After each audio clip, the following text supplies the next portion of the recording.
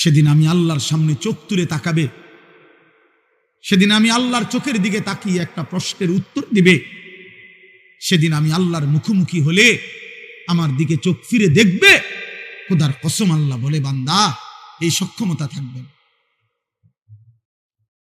এই সক্ষমতা থাকবে, এই সক্ষমতা থাকবে।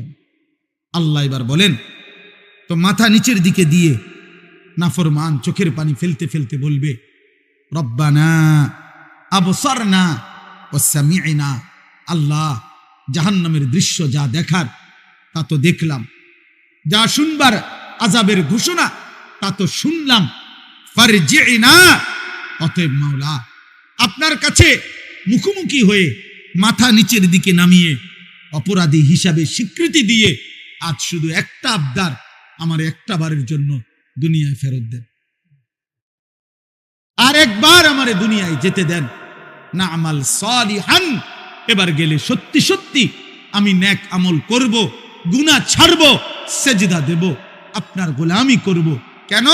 ইন্না মুকিনুন, আজ আমি আখিরাত বিশ্বাস করছি, আজ আমি কবর বিশ্বাস করছি, আজ আমি হাসর বিশ্বাস করছি, আজ আমি জান্নাত জাহান্নাম বিশ্বাস করছি।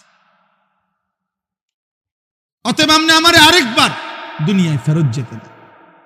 আল্লাহ তাআলা এবার তৃতীয় আয়াত, আল্লাহ তাআলা বলেন, আল্লাহ জবাব দিবেন, ওয়ালাউ শি'না লাআতাইনা কুল্লা নাফসিন হুদাহা। আল্লাহ বলেন, এই বান্দা, এই নাফরমান, তুমি জানো আমি সেই আল্লাহ, আমি তো চাইলে প্রথমবারের দুনিয়াতেই তোমাদের সকলকে সেজদা দেওয়াইতে পারতাম, আমার গোলামি করাইতে পারতাম, আমার বন্দিগি তো আমি করাইতে পারতাম, আমি তো ক্ষমতাবান ছিলাম, আমি তো পারতাম, আমার এক সুতা নাফরমানি করে এক ঢোক পানি তো পান করতে পারতা না, আমি চাইলে আমার বিরোধিতা করে, আমার হুকুমের লঙ্ঘন করে এক সেকেন্ড আমার নিঃশ্বাস নিতে পারতা না, হৃদয়ের স্পন্দন চলতো না, আমি তো পারতাম বান্দা, কিন্তু ওয়ালাকিন হাক্কাল কওলু মিন্নি, আমি আল্লাহর চূড়ান্ত ফয়সালা এটা, লা আমলা আন্না জাহান্নামা, আমি জাহান্নামকে পূর্ণ করব, মিনাল জিন্নাতি ওয়ান নাসি আজমাইন, অগণিত মানুষ এবং জিনের দ্বারা, অগণিত মানুষ এবং জিনের মাধ্যমে আমি আমার জাহান্নামকে পূর্ণ করে দেব। নাউযুবিল্লাহ, নাউযুবিল্লাহ। আল্লাহ বলছেন, এই জন্য আমি তো সকলকে চাইলে দুনিয়াতে, আচ্ছা বলেন আমরা যারা এখানে আছি এক ওয়াক্ত নামাজ পড়ি না, আল্লাহ চাইলে আমাদেরকে নামাজ পড়াইতে পারবে না? আমরা যারা আল্লাহর নাফরমানি করি, আমাদের আল্লাহ চাইলে আমাদেরকে আল্লাহর অনুগত বান্দা হিসাবে দুনিয়া চালাইতে পারবে না? আমরা আল্লাহ আমাদের সাথে কুলাবে না? কথা বলেন না কেন? আল্লাহ আমাদের সাথে পারবে না? আল্লাহ তাআলা বলেন, ফাযুকু, এই দেখেন শেষ আয়াত, ফাযুকু বিমা নাসিতুম লিকা ইয়াউমিকুম হাদা। অতএব হে বান্দা, এটা সাংঘাতিক কথা, হে আমার নাফরমান বান্দা, জাহান্নামের আযাব ভোগ করো। আজকে নাসিতুম লিকা ইয়াউমিকুম হাদা, এই আখিরাত, এই পরকাল, এই হাসরের মাঠ তুমি দুনিয়ায় থাকতে ভুলে গিয়েছিলে। কত লক্ষবার তোমার কাছে আমি পৌঁছাইছি, কত ইমাম, কত আলেম, কত ওয়াইস, কত আউলিয়া, কত পীর, কত বুজুর্গ, আল্লাহর প্রিয় বান্দা চোখের পানি ফেলে ফেলে তোমারে বলছিল, তুমি টোটালি আখিরাত ভুলে গেছো, গুনার নাফরমানির উৎসব করছো, গুনার নাফরমানির জোয়ার উঠায় দিছো। তুমি যেমন সেদিন দুনিয়ায় থাকতে আজকের আখিরাতকে ভুলে গিয়েছো। আল্লাহ বলেন, ইন্না নাসিনাকুম, আজ আমি আল্লাহ তোকে ভুলে গেলাম, আজ আমি তোকে ভুলে গেলাম। অতএব দেখি এবার তোর কোন বাপ তোরে বাঁচায়। এবার তুমি বলো বান্দা, তোমার কোন বাপ তোমাকে বাঁচাবে? আল্লাহ বলেন, ফাযুকু ওয়াযুকু আযাবাল খুলদি বিমা কুনতুম তা'মালুন। অতএব তোমার সারা জীবনের যা কর্ম, পাপ, নাফরমানি, তোমার কুফর, তোমার শিরিক, তোমার নিফাক, তোমার গুনাহ, তোমার নাফরমানির বদলায় আজ তুমি চিরস্থায়ী আযাব জাহান্নাম ভোগ করো। নাউযুবিল্লাহ। আমার ভাই, এবার ছোট্ট দুইটা কথা, এই তরজমা শেষ। আমি যেহেতু রাত হয়েছে এই জন্য লম্বা করতে চাচ্ছি না, একসাথে আমি তরজমা বলে দিলাম। তাহলে এই আয়াতের মূল বক্তব্য কি? মূল বক্তব্য হলো, প্রথম কথা হলো মালাকুল মউত আজরাইল আমাদের প্রত্যেকের জান কবজ করবে, করবে কিনা বলে? রাসূলুল্লাহ সাল্লাল্লাহু আলাইহি ওয়াসাল্লাম ওনার কাছে আজরাইল নিজে শুনাইছে, ইয়া রাসূলুল্লাহ, এই পৃথিবীর প্রত্যেকটি মানুষ আমার সামনে, একজন মানুষের সামনে একটি থালার মধ্যে তার সব আইটেমের তরকারি সহ তার খাবার যেমন তার চোখের সামনে থাকে, এই কায়নাতের সমস্ত ইনসানের রূহটা আমি আজরাইল মালাকুল মউতের সামনে ঠিক এরকম একটি প্লেটের মতো সামনে। আর আল্লাহ যখনই হুকুম করে আমি তৎক্ষণাৎ আমার প্লেটের সামনে থেকে খাবার যেরকম তুলে নেই, আমি ওইরকম ওই প্রাণীর, ওই মানুষটার আমি আল্লাহ তাআলা হুকুমে আমি তৎক্ষণাৎ রূহটা কবজ করব। এটা আল্লাহ নবী সাল্লাল্লাহু আলাইহি ওয়াসাল্লাম বলছেন।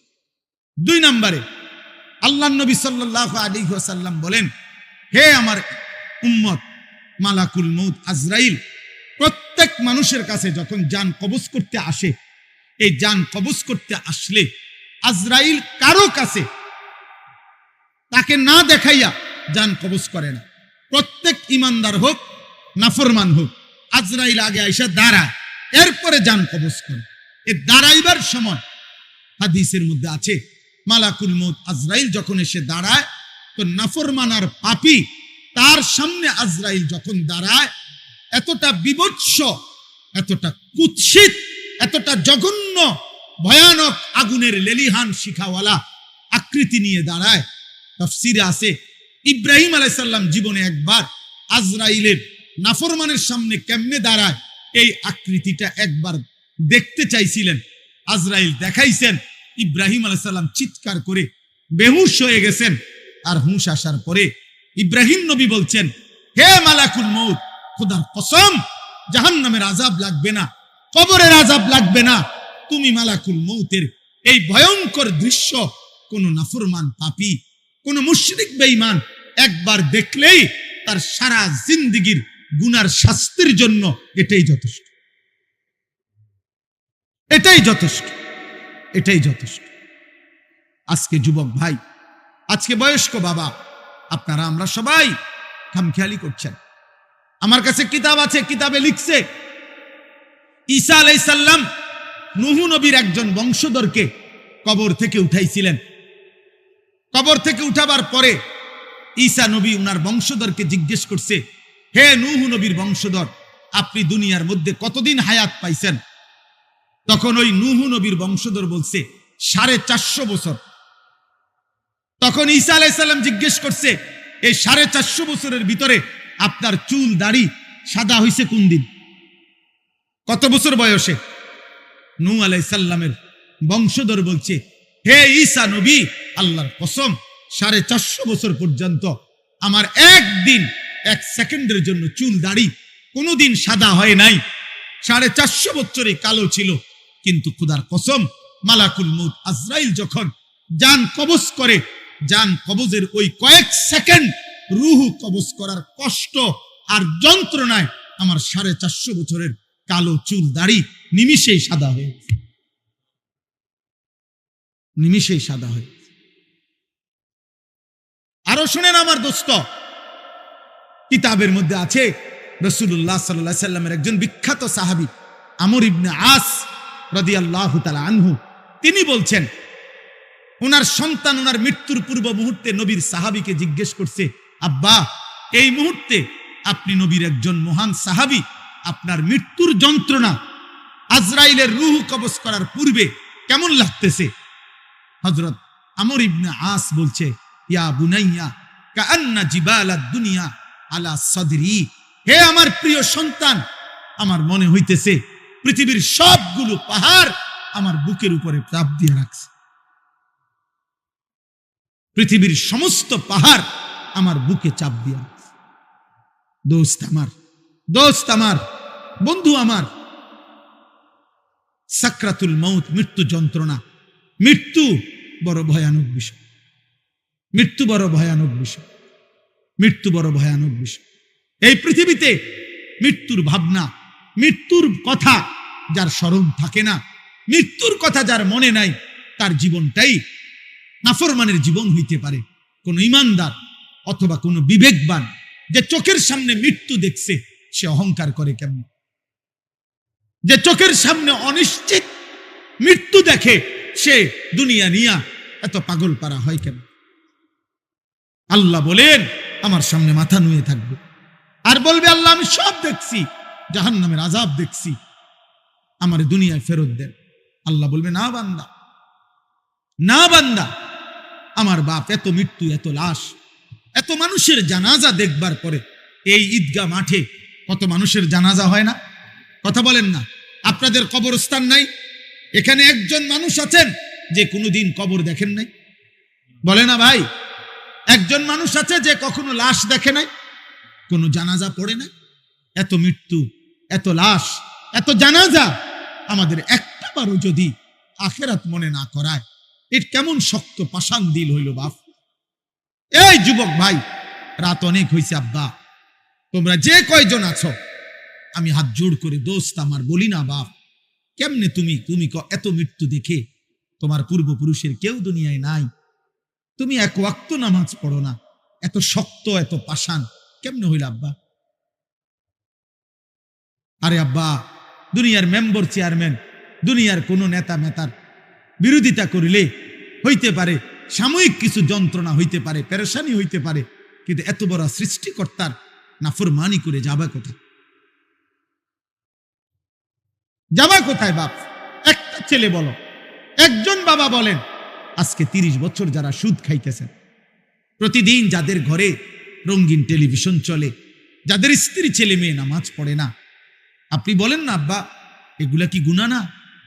কথা বলেন না কেন? তো এই গুনার কি কোনো আখিরাতে হিসাব হবে না? আমার বাপ, কুরআনুল কারীমের মধ্যে আছে একজন নাফরমান মোট 3 বার আল্লাহর কাছে আবার দুনিয়ায় ফেরত আসতে চাইবে। খোদার কসম 3 বারই আল্লাহ বলবেন না না না বান্দা।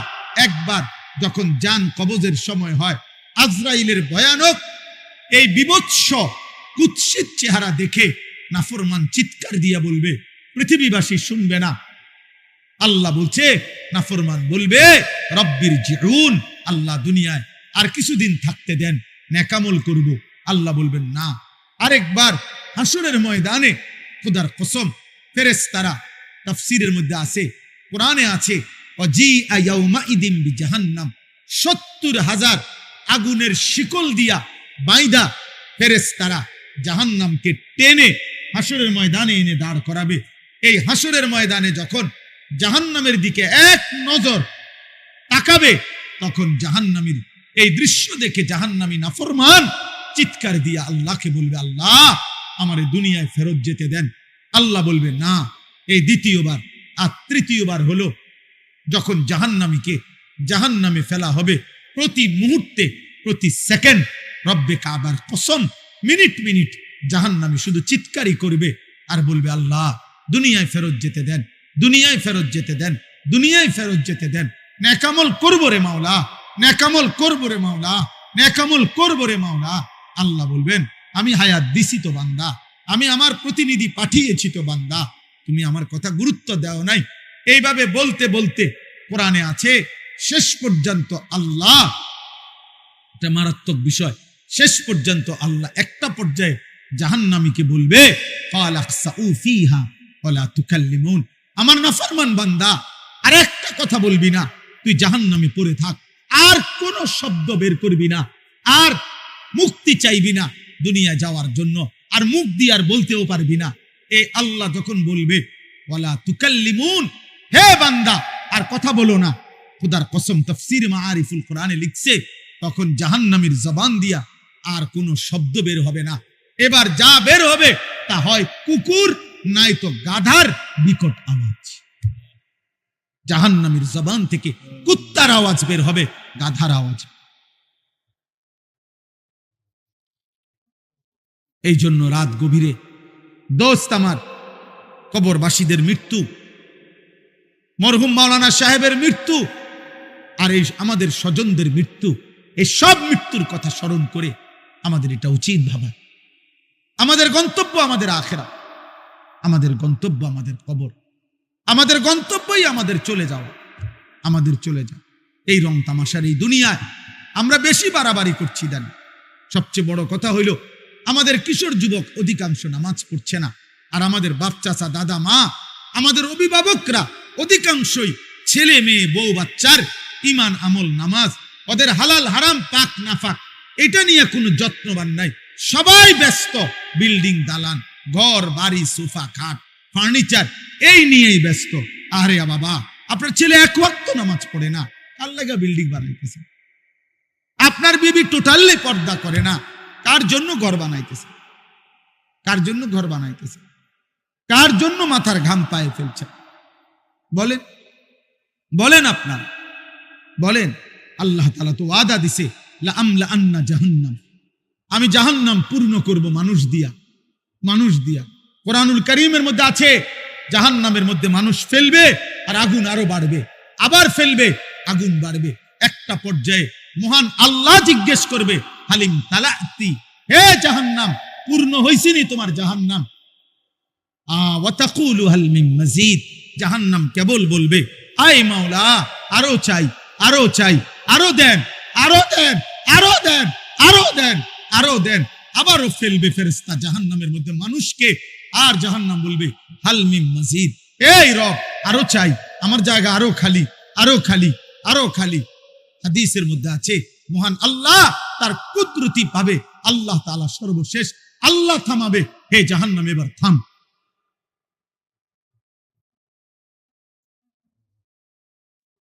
আফসোসের বিষয়, আফসোসের বিষয়। আপনি ভেবে দেখেন, আমরা কিতাবে পড়ছি, আমার কাছে এই কিতাব গাড়িতে আছে। একজন বড় বুজুর্গ ছিলেন আলী ইবনে ফুজাইল, এই মহান বুজুর্গ একদিন রাত্রিবেলা আল্লাহর কোরআন পড়তেছিলেন। তো পড়তে পড়তে হঠাৎ কোরআন শরীফের এই আয়াত পড়ছেন, ওয়াকিফুহুম ইন্নাহুম মাসউলুন। কিয়ামতের দিন আল্লাহ ফেরেশতাদেরকে বলবে, আমার বান্দাকে আমার সামনে এনে দাঁড় করাও, আমি আল্লাহ এখন তাকে জিজ্ঞেস করব। এই কথাইটা উনি যখন পড়তেছিলেন তাফসীরের মধ্যে, আরে ওই হাদিস কিতাবে আছে, উনি এত বেশিবার এই আয়াতিটা বারবার পড়তেছিলেন আর কাঁদতেছেন, আহা আল্লাহ জিজ্ঞেস করবে, আল্লাহ জিজ্ঞেস করবে, আল্লাহ জিজ্ঞেস করবে। একটু পরে ঘরওয়ালারা টের পাইছে উনি বেহুশ হয়ে গেছেন। এরপরে হাত দিয়ে দেখছে না, উনি মারাই গেছেন, মারাই গেছেন। এই এক কথা শুধু ভাবছেন, আহা আমার রব আমাকে জিজ্ঞেস করবে, আমি কি উত্তর দেব?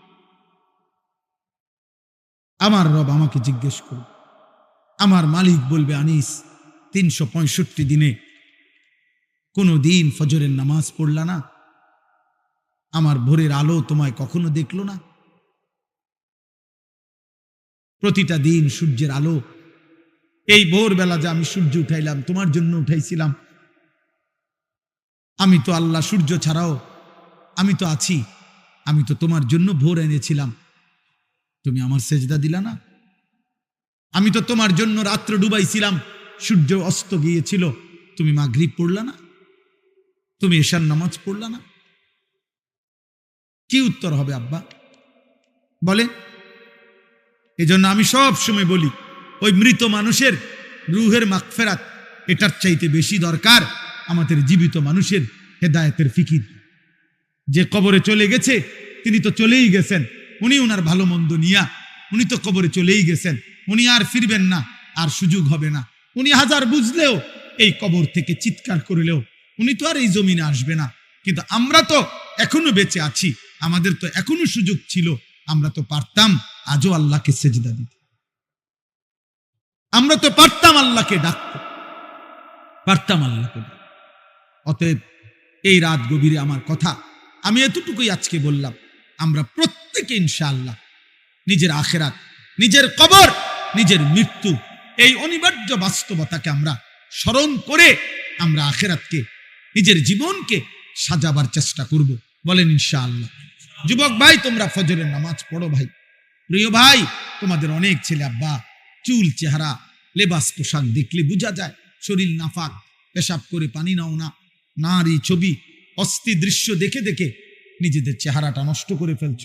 অনেক ছেলে তোমরা তোমাদের অল্প বয়সে চেহারা বুঝায় যা অনেক কালো হয়ে গেছে। চেহারার সৌন্দর্য নষ্ট হয়ে গেছে। চুলের পেখম দিয়া সুন্দর হয় না আব্বা, সেজদা দিয়ে সুন্দর হয়, সেজদা দিয়ে সুন্দর হয়, সেজদা দিয়ে সুন্দর হয়, সেজদা দিয়েই সুন্দর হয়। হ্যাঁ হ্যাঁ, আহা, আল্লাহ আমাদেরকে হেফাজত করেন, আল্লাহ আমাদেরকে হেফাজত করেন, আল্লাহ আমাদেরকে হেফাজত করেন।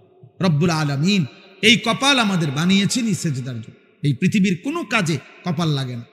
মানুষ হাত পাও, মানুষ চোখ কান, মানুষ নাক দিল দিমাগ দিয়া উপার্জনের বিভিন্ন কিছু করে রোজগারের জন্য, কিন্তু কপাল দিয়া কোনো কিছু ধাক্কায়ও না, আজ্ঞায়ও না।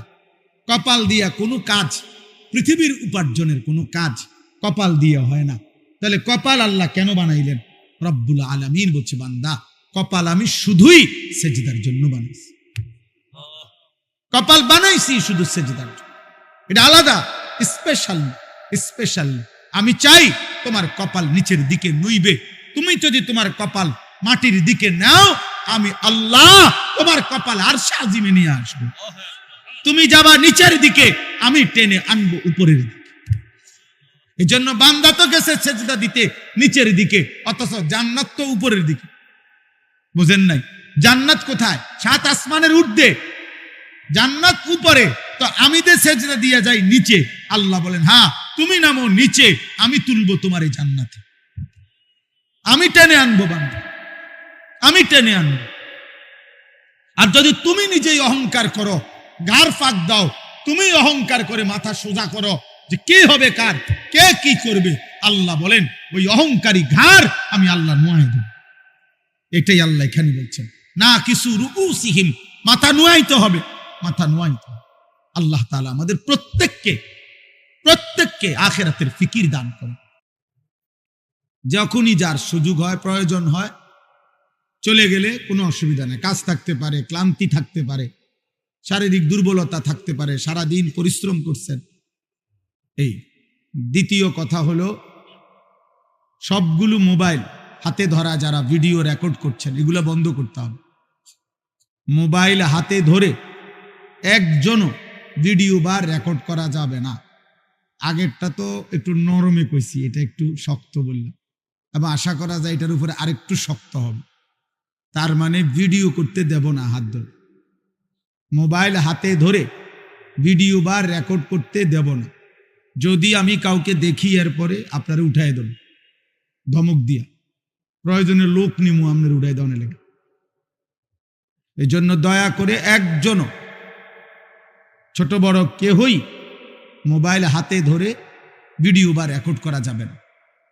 দোস্ত এতে মনোযোগ হয় না, দিল জমে না, দিল জমে না। রাত 11টা বাজে, কাজেই রাত্র একদম কম হয় নাই, অনেক রাত হয়েছে, চারদিকে ঠান্ডা কুয়াশা।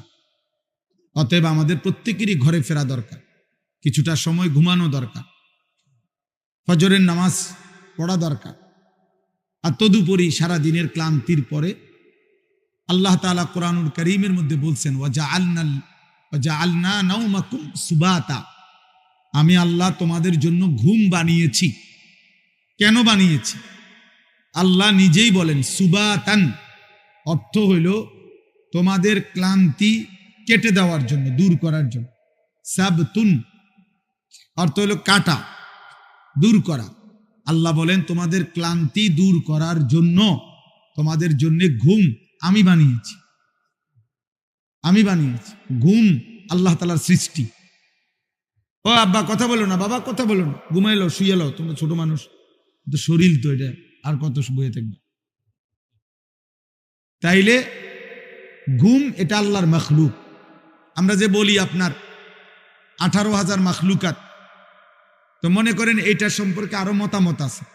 18,000 হোক আর 16,000 হোক, 2,000 বেশি হোক আর কম হোক, অথবা 10,000 বেশি হোক কম হোক, সবই আল্লাহর, সবই কার? আল্লাহ। তো এই মখলুকাত বলতে শুধু গরু ছাগল মানুষ জিন এটা না, বরং আল্লাহ তাআলার মখলুক বলতে আমরা সবটা বুঝিও না। যেমন এই ঘুম এটা আল্লাহর মখলুক, এটা আল্লাহ তাআলার মখলুক। ওয়াজআলনান নাহার, আল্লাহ বলেন আমি দিন বানিয়েছি, এটা আল্লাহর মাখলুক। জাআলনাল লাইলা, আমি আল্লাহ রাত বানিয়েছি, তাহলে এটা আল্লাহর মাখলুক। ওয়া আন্নাহু হুয়া আদহাকা, আল্লাহ বলেন তিনি হাসান, এ হাসি এটা আল্লাহ তাআলার মাখলুক। ও আবকা, আল্লাহ কাঁদান, এটা আল্লাহর মাখলুক। তাহলে আমরা আল্লাহর মাখলুক কোনটা, কিরকম, কেমন, সবটা বুঝিও না। এই জন্য বাপ, প্রিয় ভাই, নওজোয়ান সবাই মিলে মহব্বতের সাথে আন্তরিকতা নিয়ে আল্লাহর কথা শুনলে বরকত হয়। একজন পরম শ্রদ্ধেয় জনাব হযরত মাওলানা গিয়াসউদ্দিন সাহেব আমাদেরও অনেক মহব্বতের ছিলেন। এক কথায় আমাদের সমগোত্রীয় মানুষ ছিলেন। আমরা যেমন আল্লাহর দয়ায় দুই চার শব্দ রবের কথা বলার সুযোগ আল্লাহ দিছেন, তিনিও জীবিত থাকাকালীন আজীবন আল্লাহর কথা বলে বেড়াইছেন।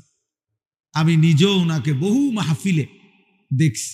ওয়াজের সূত্রেই ওনার সাথে আমার পরিচয় ছিল। এই ওয়াজ করতে গিয়ে ওনার সাথে আমার পরিচয় ছিল। ওনার ছেলে মাওলানা রহমতুল্লাহ আমার মাদ্রাসার উস্তাদ এবং আমাদের মাদ্রাসার শিক্ষা বিভাগীয় পরিচালক, নাজেমে তালিমাত।